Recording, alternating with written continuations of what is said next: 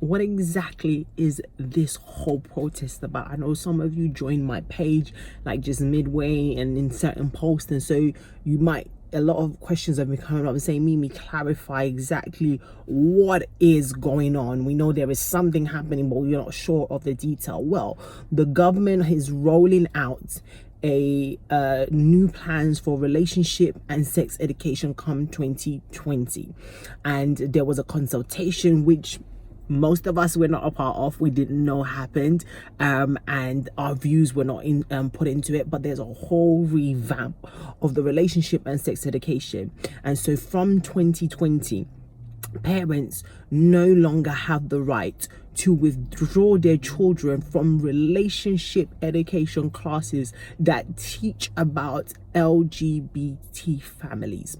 Now, so many of us are saying, wait, it's only one lesson. That is not true. It is an entire curriculum, and it needs to be embedded throughout the year.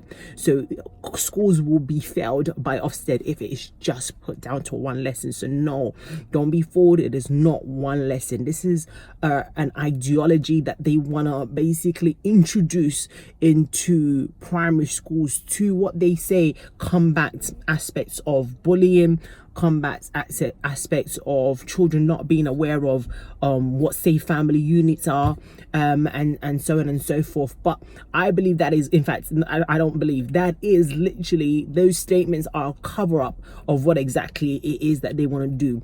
The point about the LGBT movement is that they have lost this generation, myself, because we grew up in homes who taught that homosexuality was a sin. And so we are passing that on to the next generation. However, if they can capture the young 4-5-year-old from primary school and teach homosexuality as simply a part of life, those children who identify as gay, lesbian, bisexual, transgender, queer won't struggle with the notion that there is something wrong with them, there is something wrong with their sexuality, that children will look at it as a normality, to normalize homosexuality. That is the drive, and that is the statement that is put in there, to normalize sexuality, so that your children won't see any problem with being homosexual. The problem I have with this here is that for Christians and people of faith, homosexuality isn't a viewpoint. It isn't that we have a thing against homosexuals. No, the act of homosexuality, engaging in a relationship with the same sex, is a sin in our faith. And what the LGBTQ community are beginning to do, they're beginning to now infringe and also bombard and silence our faith when it comes to that aspect. So they're okay with us going to church, okay with us praying, okay with us identifying ourselves as Christians. But when it comes to the aspects where the Bible speaks about homosexuality, we are crossing the line. And it's so important that Christians begin to say, listen, this is not right. This is a part of my faith, and I have the right to practice out my faith in its entirety. This is meant to be a free world where we all have free liberties. You can't, in the name of liberating one group in society, go and now begin to become intolerant to another group. If my faith says that there are certain things that are considered sin, if you engage in that, that is fine. But you cannot force me or my household to change my view on that matter. That is the matter that governs us and us alone, right? So what I believe according to the Bible shouldn't be an infringement of your own choices. We have been doing it in the country so far on matters of abortion. We have been doing it on matters of even same-sex marriage, where you can get married, but you don't have to force that on me. And what's happening now is that this movement is becoming aggressive, and it's coming to the place where, I had to look back and just say to myself, as a black woman myself, being from a history where there has been discrimination, hate coming from slavery, that is that is the history of black people. Having experienced and been told of the histories of our ancestors, the hatred that they faced and how bad it was, There is nothing inside of me, of all people in society, to take pleasure in becoming intolerant towards somebody else. That I understand. So with me, I wonder how a community, this is the LGBTQ community, who have faced intolerance, who have faced their rights being infringed upon, who have been fighting the aspect of tolerance, now become those people who are the ones that are dishing out the discrimination, that are dishing out the intolerance. And if people are going to be becoming intolerant to another group in society with your name, then you have to be able to say, no, I stand up and I stand against this, because everybody should be free to make choices about their lives and their children. Right? I'm fighting, if you're an LGBTQ person, I'm fighting for my liberties, but I'm not fighting that my liberties come at the expense of somebody else. And that is humanity at the heart of it, to be a human being, to say that I don't have to force myself on other people, just like the way that I didn't like people forcing themselves on me. God has given everybody the free choice. The law that governs universally is the freedom to choose your religion and to be able to practice that religion properly, without any fear of condemnation or persecution, especially when you're living in a country like the UK. Now, I want to say, in this whole fight, the thing is that, and let me just clear out some misconceptions. Now, when people hear, okay, for example, in the guidelines, it says that faith schools have the ability to teach homosexuality and about, LGBT from their perspective. I want to correct something. One, that does not go, that right, or that liberty that the guidance has stated doesn't extend to the relationship lessons. And those faith schools have to bring up and teach the topic of LGBTQ, which schools who don't want to introduce those topics to their young children because they are Christian background or they are other faith shouldn't be forced. So I think there's two different fights here. There is the fights of the faith schools who are saying, we don't want to raise these topics to our children. We don't want to even bring it up. We don't want to teach these matters. That's the fight of the education system, the faith schools standing up for themselves. But when you hear the word faith school, please understand that really it does not apply to Christian schools. When they are talking faith schools, generally they're not thinking Christians. They are thinking Muslims and Jewish, because those are the place where we are talking that say faith schools, right? But where most Christians, because there's really not that many, most Christian families go to regular schools. We don't go to a Pentecostal Christian school. There's not many of that. Most of our children go for Catholics, Church of England schools, or regular academies, right? In all three, the LGBT relationship education that goes to primary school students will be taught as normal. Homosexuality is normal and it is correct in the aim at as normalizing it, right? And they're going to be using materials in introducing things like the different types of families, the mom and dad, so that when your 4 and your 5-year-old grow up to be 10 and 15 and 16, when they see two men and they see two women in a relationship, or they themselves want to have a relationship and engage in a 2-man and a 2-woman relationship, they won't say anything like, oh, it's a sin. They won't even think it's an issue. It's not. This is nothing. This is not the same as lying. This is not the same as sex outside of marriage. This is not the same as having an abortion. This is not the same as whatever else the Bible says is sin. I want to say something to you. Do you know that there's certain things, for example, I was saying to somebody, now if I said to you, right, as a Christian mum, and the school was saying, because it's a part of people's regular living, couples that are married, They are married just like me, mom and dad. They engage in watching porn, and they want to teach young children about watching pornography as part of a healthy relationship. And I came to you and I said, as a Christian mom, I don't want my child being a part of that, because the Bible talks about sexual purity. Now, I don't perceive that to be a message of sexual purity. And I want to take my child out of primary school, especially, but learning anything to do with pornography. You would understand that. You wouldn't debate with me. You wouldn't argue with me. You would understand that. There is nowhere, and you can correct me, where the Bible talks explicitly about pornography. Doesn't sit there and say, but we understand that, pornography is not, watching it is not a part of sexual purity, which the Bible is clear on. If I come and I say that you're teaching about the different women and the decisions in primary school, especially because this is where you guys really want to force this relationship classes on, that we're teaching them about being able to understand and not look down on women who have had abortions and are proud of the fact that they've had abortions, because it's their rights, it is their bodies, and that a woman, for example, was raped by her uncle and she had an abortion, and so to kill people thinking abortion is wrong, you start teaching them from year one and reception about abortions. And I said to you, I want to take my child out of that class, because I don't think as a Christian my child should be learning about abortion.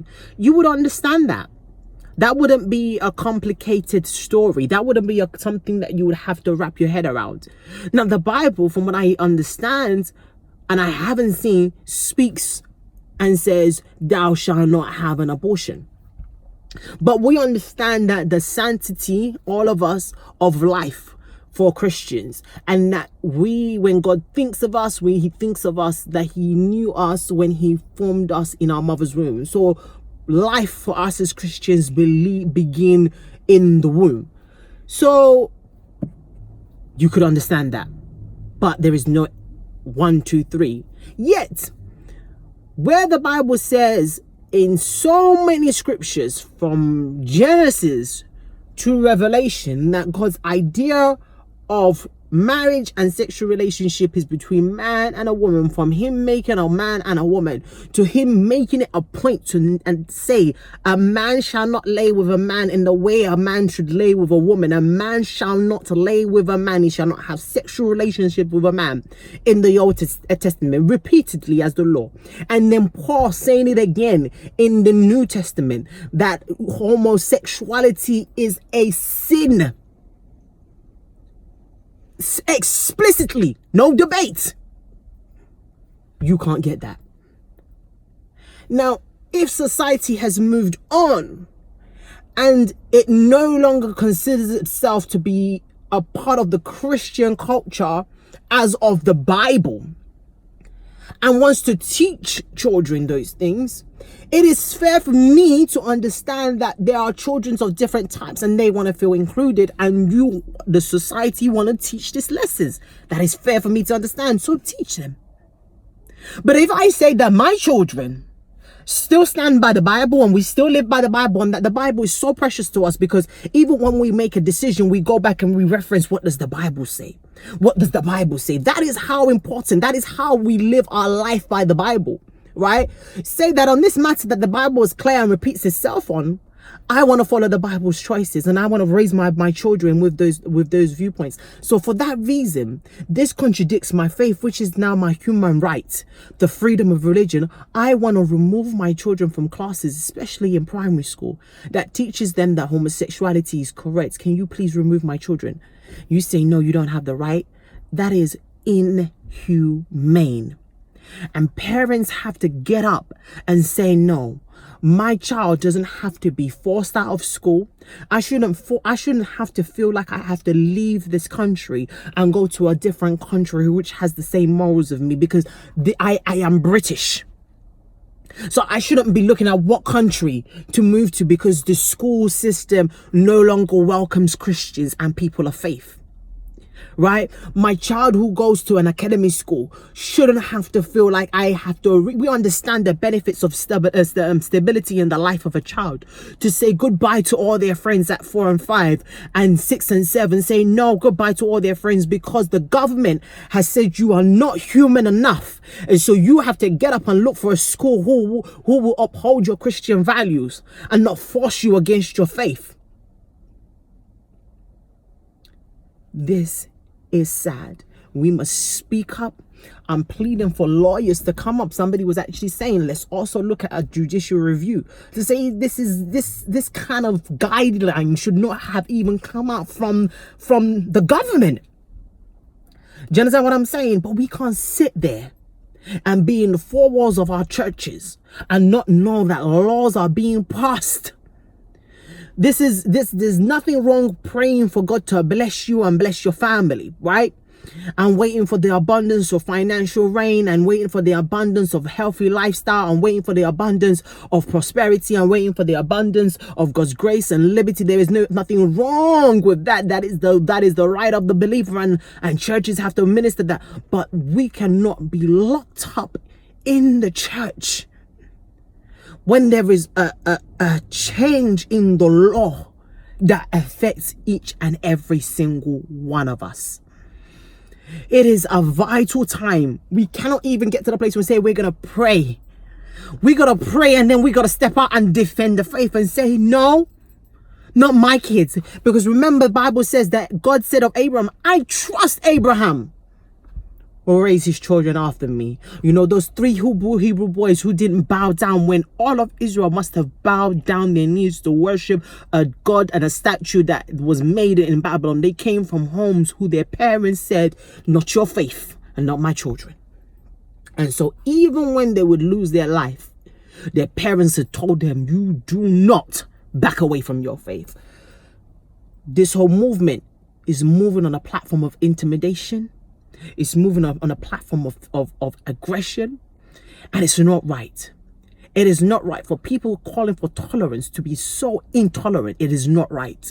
It is not right for the government and for media to incite hate on Christians that believe and abide by the Bible.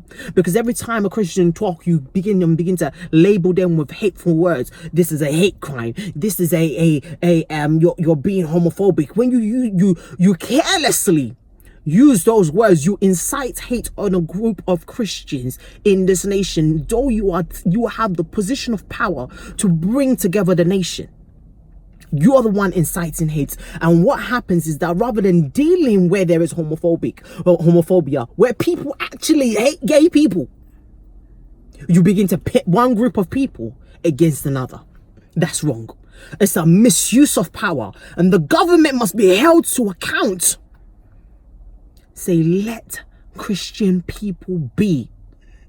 We have a name for every other person. You tackle the Jews, is called anti-Semitic. You tackle the Muslims, is called Islamophobia. You can insult and be spiteful and hateful and discriminate against Christians, and nobody will say anything. You do it on daylight TV and nobody will say anything. Somebody got up the other day and they said on TV, bright daylight, and they said, oh, well, if Jesus was here, he would be changing man into woman and woman into man. No regard that Jesus isn't a prophet for Christians.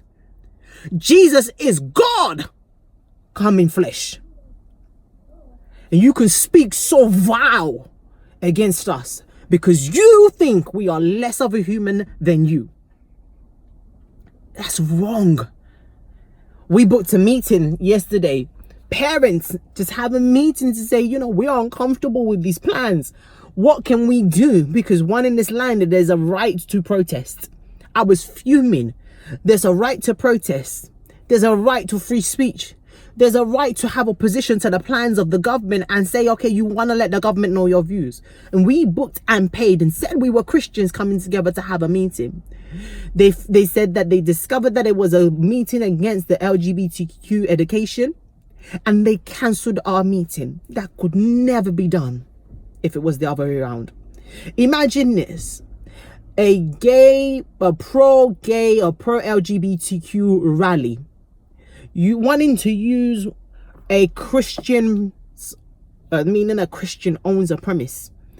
wanting to use their premises because it's a higher space, right? And the Christians said they want to use the higher space to protest against, or to plan to protest against the church's opposition to LGBT education. And the Christian said, nah, because I'm on the side of the LGBT, I'm on the side of the church, you can't use our building. That place will be in court. And every court of the land, because we've seen it already, will side with the LGBTQ. So what are we saying? What message are we sending? That Christians are no longer welcome? Boris Johnson, answer that question. Gavin Williamson, the education minister, answer that question. The Department of Education, answer that question. Ofsted, answer that question. You are inciting hate against the people. Do you know how many Christians have come up to me and said that this is so true and it's so wrong? But I feel like I have no choice, because if I stand up against this, I'm going to lose my job. They're going to call me homophobic and I'm going to lose my job. I'm going to lose my contract. Can you imagine threatening people's livelihoods because they're Christians? A Christian says something and immediately there was Piers Morgan recently, and Whittingham said something, and Piers Morgan says, well, as a leader she shouldn't be allowed to say something, so don't you think that she should lose her job? And I believe it was Nigel Farage who said, hold on a minute, we are really going into a wrong territory, that this woman is a devout Christian and you're calling for her to lose her job because she has a devout view that goes along with traditional Christians. That was Piers Morgan. How dare you threaten and empower, using your position of power to wrap up this narrative that you can just sack a Christian because they have a biblical view on homosexuality. How dare you intimidate and frighten? We're saying no more. No. We've been quiet so far, but when you touch somebody's child, it's a problem. When you decide that you have more rights over somebody else's child, that is a problem.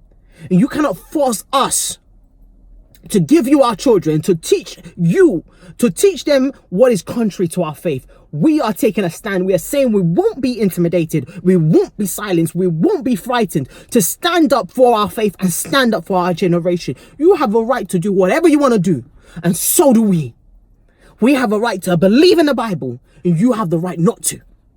You get up and you say, oh, well, we are working against bullying that is so rampant in schools. That's one of the biggest things they keep saying. The reason we're bringing up the LGBTQ lessons is because the homophobia towards people of the LGBT community is so rampant in primary school. So we are teaching them so that they can be inclusive. We're bringing them to, we're letting them know that there's different types of family. But wait a minute. Can you give me the statistics that tells you that Christian children are the ones bullying those that are LGBTQ? Don't come up with nonsense, please. If you want to teach about bullying, teach about bullying. Because if a child is a bully, whether they are bullying LGBT, if you take that away, they'll find something else to bully. So what you need to be focusing on is teaching children not to be bullies. Teaching children not to be bullies. Not teaching them about different people's views as correct. And then now you're saying to the child, right? Your parents and your faith is a lie. And this is what is true. You're free to go ahead and teach the inclusive materials. But please give me the right to opt out when it goes against my faith. My children are too young to be in these kind of things. My children are too young they can't comprehend some people live like this and some people live like that, because I'm teaching them norms and values. So when I say to you, this is the norm and value, right? Mom and dad, I'm teaching you on norms or values. What you want to say is, no, there's a different norms and values. This is the actual real one. Mom, dad, mom, and some people have mom and dad. That's not norms and values to me. And I don't want my children to learn that. Because when I teach it, I will teach them that there are so many things that people do that are against the will of God. And everyone has the right to make those choices, and God loves each and every single one of them. But we as Christians, we live by these guidelines. If God says don't do something, we don't do it. If God says something is a sin, we don't go near that. Right? And you don't have the right to take that away from us. Christians, you got to stand up. You really have got to stand up. You've got to speak up. You've got to sign a petition. 9th of September, you've got to be at Parliament Square protesting and saying no, because you know what? Once it's signed into law, and they're going in September to sign this into law, you can't revert it. And how would you be able to live with your conscience knowing that you could have done something simply by standing up for something? You can't get up and say, oh, my job, or you can't get up and say, oh, I've got work. This is your children and your grandchildren's lives at risk, their faith at risk. You are not going to be here forever, right? Lay them a foundation that they can get to know God for themselves. You can't say that there's all these petty things as I'm afraid. Listen, if you are afraid about that, trust me, there is worse to be afraid of. So stand up for something. Take some time off of work, and set, if you've got children, young children, put something in place for childcare. Bring them for all I care. But listen, make sure you are at the protest 9th of September, because your children will see how valued your faith is to you. And that's how they will say, oh, this thing must be really important for my parents to fight for it. But when you do nothing about it, then you are sending a message. Your silence is sending a message to your children that their faith is up for, is something they do, but it's not really a big deal. That's the message you'll be sending when you are silent. I'm really praying that God will step into this, and that he will give us courage, and that he will defend us the same way he defended those 3 Hebrew boys when they were forced to bow down and they refused to bow down. He will defend us even in this time. But this cannot be right, and we can't be silenced. We refuse to be silent. These are our children. This is our faith. This is our right. We refuse to be silent. 2 o'clock on the 9th of September, Monday, 9th of September, 2 o'clock. 2 o'clock, Parliament Square. Be there and take a stand for something. Take a stand for something, because listen, you come to a place where they will soon start shutting down churches because of our views on certain topics. If it doesn't align, then won't be allowed. That isn't freedom, right? That is oppression. And if you want to persecute Christians, then tell us, be real with us, stand up and say, listen, you're not welcome. This is not right. But don't tell us we are welcome in this nation, that we are a part of this nation, right? And then silence us and say that there's certain parts of you that we can't stand. That's not right. That is not right. If you're human, you won't even allow this to happen.